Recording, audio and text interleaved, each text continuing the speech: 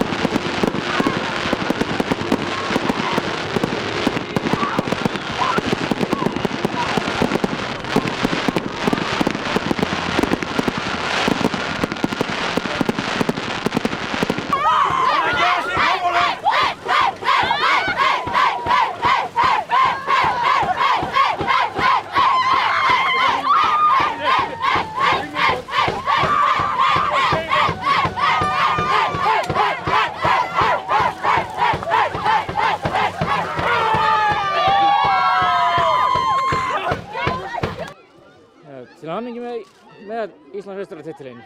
Þakka þér fyrir það. Hver er tilfinningin fyrir þessum titlinn núna? Hún er frábær. Þetta er alveg nýtt og þetta er bara ólýsanlegt. Hryllilega gaman. Hryllilega gaman. Nú tókstu við í bara þessu fyrir þetta tímabil. Mistuðu marga sterkir leikmenn, útvöðum líka fleiri góða. Hvernig finnst ykkur og ekki búin að tapa leiki í sumar. Þannig að liðið verið góðri siglingu í sumar. Við töpuðum einu leik. Við töpuðum á móti IBF hérna heima og það svíður alltaf ennþá að maður fer á koddanum. Maður gleymir því svona maður. Sjálfsögðu gleymir maður því þegar titillinn í höfnu sko. Þetta er bara ólýsanlegt maður fyrir framann fulla stúku. Það er ekki hægt að biðja betra sko. Það er ekki séns.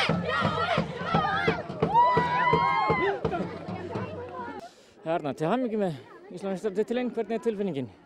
Ég veit eiginlega bara ekki hvað að segja, ég er ekki enn alveg búin að fatta þetta, en ég get látið að vita eftir smá stund.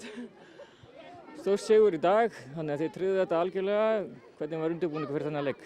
Bara eins og fyrir alla aðra leiki. Við vorum bara rólegar og héldum okkur í jörðinni og fórum bara eigin eins og alla hérna til að vinna og það gekk bara eins og taflan segir.